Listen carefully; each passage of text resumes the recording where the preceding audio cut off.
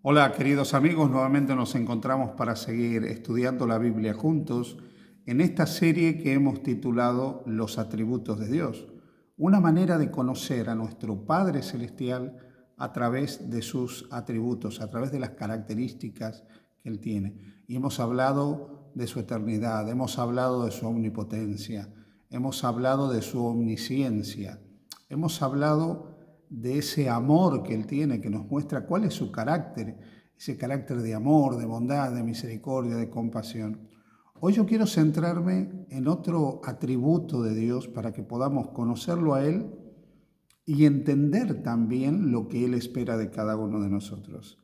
Y me estoy refiriendo a la santidad de Dios. Cuando hablamos de la santidad de Dios, estamos diciendo que en Dios está la suma de toda la perfección moral que pueda existir. No hay nada más perfecto que se pueda pensar. De hecho, en el siglo XIII, un teólogo llamado Alberto Magno, dijo que lo máximo que la mente podía llegar a pensar era la idea de Dios.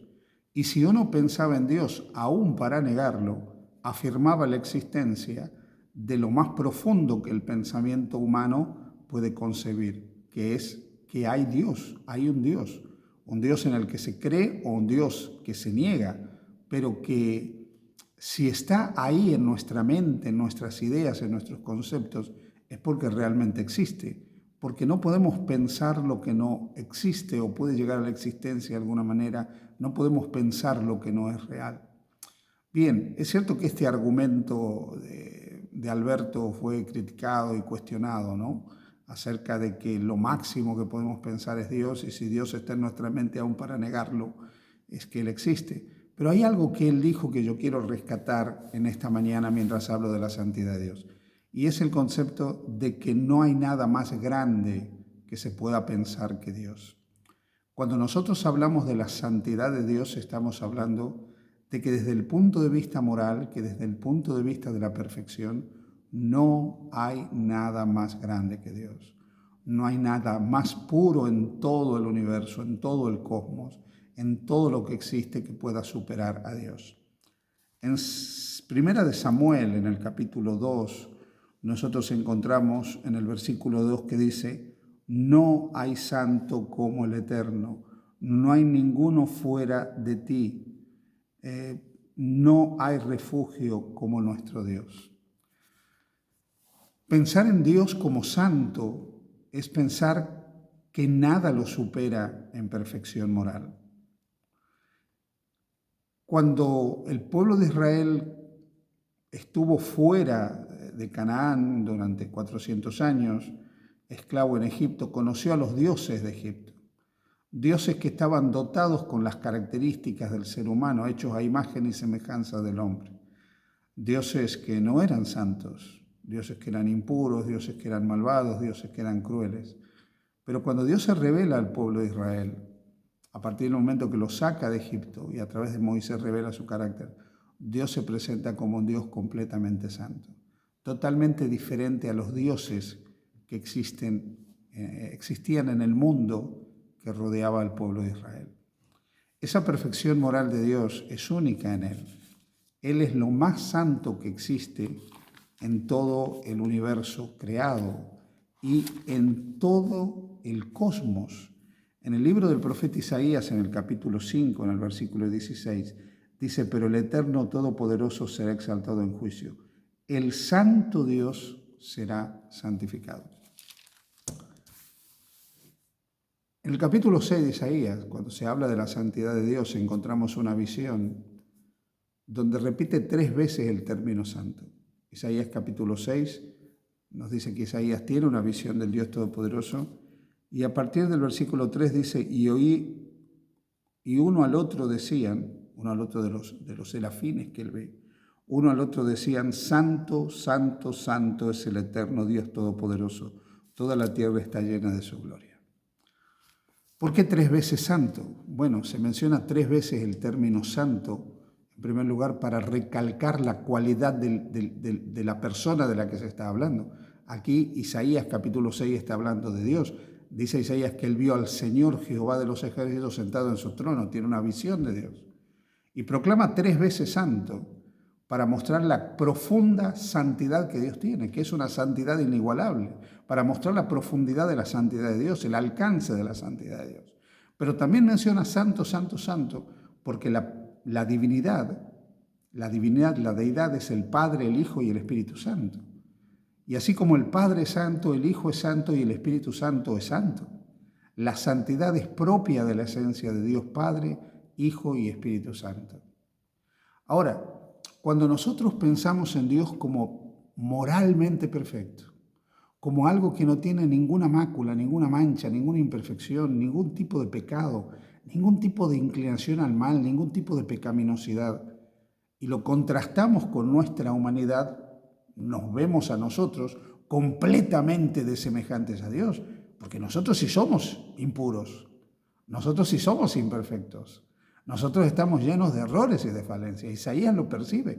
Cuando él tiene ese encuentro con Dios, cuando Isaías comprende la santidad de Dios, comprende al mismo tiempo la miseria que tiene él.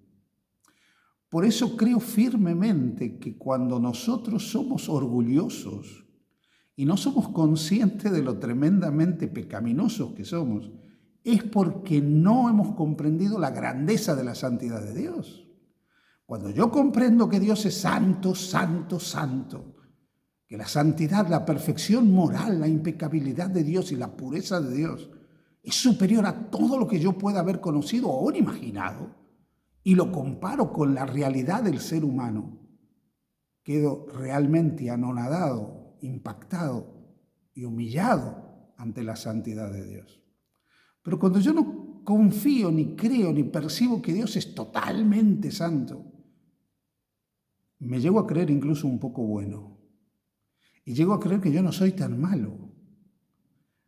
Por eso, querido amigo, querida amiga que me escucha, solo podemos ser conscientes de nuestra condición pecaminosa cuando la contrastamos con la santidad de Dios. Isaías fue consciente de esto. Mira el capítulo 6 de Isaías, versículo 5. Dice, entonces exclamé, ¡ay de mí que soy muerto! Porque soy hombre de labios impuros que vive en un pueblo de labios impuros y mis ojos han visto al Santo, a Jehová de los ejércitos. Isaías dice, he visto al Santo, he visto al Perfecto. Yo que soy impuro, que vivo en medio de la impureza, que soy tan impuro como mis paisanos, ahora estoy muerto. Sí, ¿sabes por qué? Porque la santidad de Dios mata el mal. La santidad de Dios mata la impureza, la santidad de Dios mata la inmoralidad, la santidad de Dios mata el pecado. Entonces, cuando Isaías, consciente de la santidad de Dios, se ve en su condición caída, dice, estoy muerto. Dios me va a eliminar, Dios va a acabar conmigo, porque un Dios santo no puede soportar el pecado. Un Dios que no tiene pecado, un Dios moral no puede soportar lo inmoral. Un Dios perfecto no soporta la imperfección. Pero hay algo interesante. Fíjate lo que hace Dios cuando Isaías comprende esa condición de él. El versículo siguiente dice, entonces voló hacia mí uno de los serafines con unas brasas encendidas en su mano, tomada del altar con una tenaza. Con esta brasa tocó mi boca y dijo, mira que toco tus labios y ha sido quitada tu culpa y perdonado tu pecado. ¿Qué hace Dios frente al pecado de los pecadores, a la impureza de los impuros? ¿Los destruye? De ninguna manera. Lo que hace Dios es quitar la culpa y limpiar del pecado. Sí, Dios mata al pecado, Dios aniquila el pecado, Dios extermina el pecado, pero Dios no destruye a los pecadores. Dios no aniquila a los pecadores, no termina con los pecadores, no mata a los pecadores. Te podrás preguntar a estas alturas, ¿por qué entonces la Biblia dice que habrá personas que se van a perder, que no se van a salvar? Fíjate que se van a perder simplemente porque rechazaron la posibilidad de ser salvados, porque no quisieron aceptar al que los podía salvar, porque no eligieron el camino de la salvación, porque no eligieron al Salvador, porque no aceptaron el perdón de Dios. De ese Dios que se acerca al pecador sin ningún problema. El Evangelio de Lucas, el capítulo 15, cuando habla de la obra de Jesús, dice, los publicanos y pecadores se acercaban a Jesús para oírle, y los fariseos y los escribas murmuraban: este recibe a los pecadores y come con ellos. Sí, así es Dios, un Dios que se acerca al pecador. Dios no lo rechaza, Dios no lo abandona, se acerca. Pero a la vez que se acerca a nosotros, nos hace un llamado a la santidad, a que seamos semejantes a Él. Primera de Pedro capítulo 1 dice, a partir del versículo 3, por esto ceñid vuestra mente, sed sobrios y fijad toda vuestra esperanza en la gracia que os será dada cuando Jesucristo se manifieste. Como hijos obedientes, no os conforméis con los malos deseos que teníais cuando estabais en vuestra ignorancia. Antes, como aquel que os llamó es santo, sed también vosotros santos en toda vuestra manera de vivir, porque escrito está: sed santos, porque yo soy santo. Ese Dios perfecto, que no se separa de ti, que no te abandona por ser imperfecto, te llama a que tú busques la santidad. El santo te llama a ser santo. Pero, ¿sabes? Él está dispuesto a hacer que nosotros seamos mejores. Él está dispuesto a matar el pecado que hay en nosotros, el mal que hay en nosotros, a erradicarlo a través de un proceso que se llama el crecimiento en la gracia, a través de un proceso que se llama el proceso de santificación. Sí, querido amigo y amiga que me escuchas, Dios es santo, Dios es perfecto, moralmente único, tiene una santidad absoluta, pero es un Dios cercano que se acerca al impuro, al imperfecto, le quita la culpa, lo limpia y lo transforma también para que sea semejante a Él. Abre la puerta de tu corazón al Señor, al Santo en este día y verás maravillas. Dios te bendiga. Feliz día junto a Jesús.